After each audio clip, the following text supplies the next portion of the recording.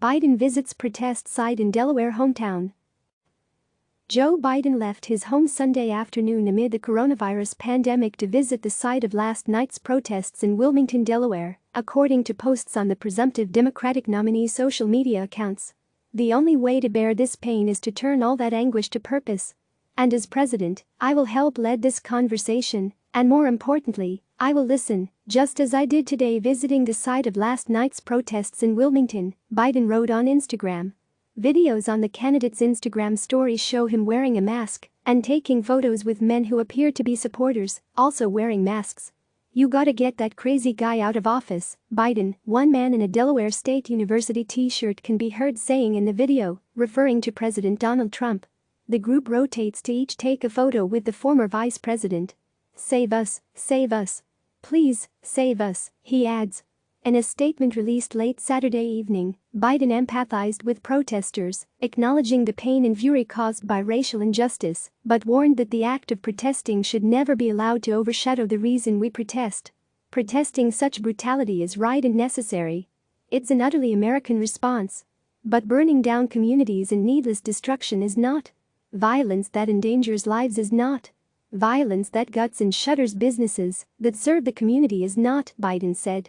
Biden revealed Friday that he spoke with the family of George Floyd, an unarmed black man who died last week after being pinned down by a white police officer. The former vice president told CNN's Don Lemon that he offered the family empathy as someone who has lived through loss and praised their courage.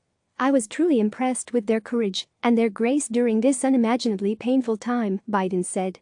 Floyd's family also spoke to Trump this week. Speaking to MSNBC's Al Sharpton, George's brother, Philonise Floyd, said his conversation with Trump was so fast. "He didn't give me an opportunity to even speak," he said. "It was hard. I was trying to talk to him, but he just kept pushing me off, like I don't want to hear what you're talking about. And I just told him, I want justice. I said that I couldn't believe that they committed a modern-day lynching in broad daylight," he said.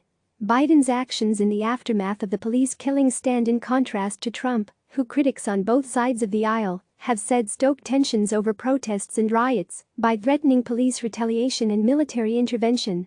On Saturday, Trump addressed the situation in his lengthiest remarks yet on the subject. "My administration will always stand against violence, mayhem and disorder," Trump said during his visit to Florida for the NASA SpaceX launch. "We will stand with the family of George Floyd, with the peaceful protesters, and with every law-abiding citizen who wants decency, civility, safety, and security." The president added, "My administration will stop mob violence and stop it cold." On Friday, Trump called the protesters thugs in a tweet and seemed to echo a phrase from a controversial police chief, a hardliner, in Miami.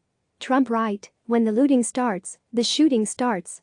His tweet was flagged by Twitter for glorifying violence and was affixed a warning label, marking the first time such action has been taken against Trump's Twitter account.